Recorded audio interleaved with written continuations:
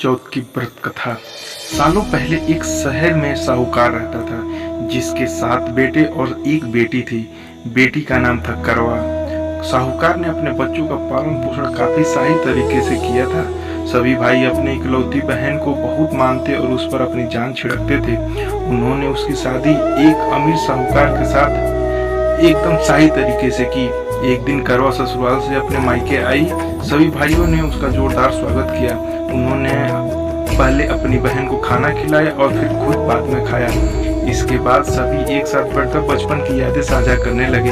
इसी तरह कुछ दिन बीतते चले गए। एक दिन शाम को जब करवा के सातों भाई अपने काम से घर लौटे तो उन्होंने देखा कि उनकी बहन काफी उदास होकर बाहर बैठी थी। अपनी बहन करवा को उदास देखकर सभी भाई चिंतित हो गए। वो तुरंत उसके पास गए और उदासी के कारण पूछने लगे।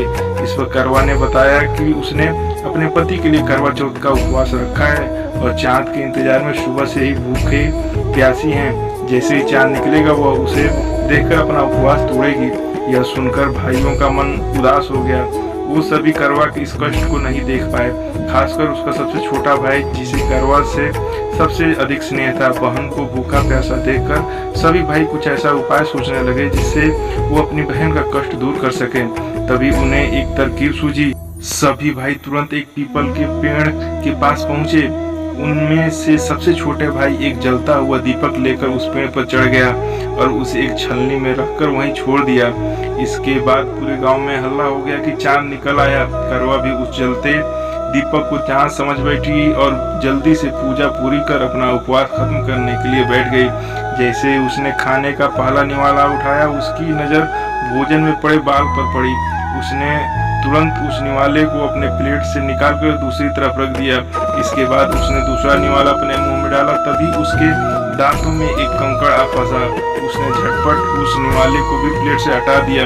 इसके बाद उसने तीसरा निवाला अपने मुंह में रखा कि तभी उसे एक बुरी खबर मिली। करवा को पता चला कि उसके पति की मृत्यु हो गई है। यह सुनते ही करवा पूरी तरह से टूट गई और जोर जोर से रोने लगी। कुछ समय बीतने के बाद उसे अपने पति के मृत्यु की सच्चाई का पता चला। उसे जानकारी मिली कि उसके भाई के कारण उसने दीपक को चांद समझ लिया था और अपना उपवास खत्म किया था। इस वजह से देवता नाराज हो गए और उसके पति को मृत्यु दंड की सजा सुनाई। सच्चाई का पता चलने के बाद करवा ने अपने पति का अंतिम संस्कार नहीं करने का प्रण लिया। देखते देखते 1 साल बीत गए। करवा अपने पति के मृत शरीर के पास ही बैठी रही। वह रोजाना अपने पति के शव को साफ करती, वहां उगने वाले घासों को भी हटाती रहती थी। 1 साल के बाद फिर से करवा चौथ का पर्व आया। हमेशा की तरह सभी महिलाएं इस व्रत को करने के लिए एक साथ जुटी। इसमें उसकी 7 भाभियां भी थी। शाम के समय पूजा समाप्त करने के बाद जब करवा की सभी भाभी उसके पास पहुंची तो उन्होंने करवा को आशीर्वाद मांगने को कहा। इस पर करवा ने सभी से एक एक करके अपने पति को जीवित करने का वरदान मांगा। करवा की यह मांग उसकी भाभी पूरी नहीं कर सकती थी। उन्होंने करवा को समझाया भी लेकिन वह नहीं मानी। फिर उसकी एक भाभी ने बताया कि उसके छोटे भाई की वजह से ही ऐसा हुआ है तो उसकी छोटी भाभी ही इस स्थिति को ठीक कर सकती हैं। यह सुनकर करवा अपनी छोटी भाभी के पास गई और उनके पैर पकड़कर अपने पति को जीवित करने का आशीर्वाद मांगने लगी। पहले तो छोटी भाभी ने बहुत टाला लेकिन अंत में उसकी छोटी भाभी ने अपनी तर्जनी उंगली को काटकर उसमें से अमृत की एक बूंद करवा के मृत पति के ऊपर डाल दी। जैसे ही अमृत की बूंद उसके ऊपर गिरी वह जिंदा हो गया और जय श्री गणेश के नारे लगाने लगा।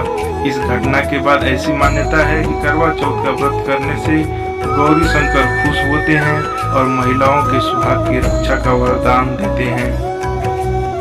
कहानी से सीख। इस कहानी से यह सीख मिलती है कि इंसान को हमेशा सच्ची भक्ति से पूजा पाठ करनी चाहिए। अगर इसमें किसी भी प्रकार की कमी रहती है तो उसके बुरे परिणाम भुगतने पड़ सकते हैं।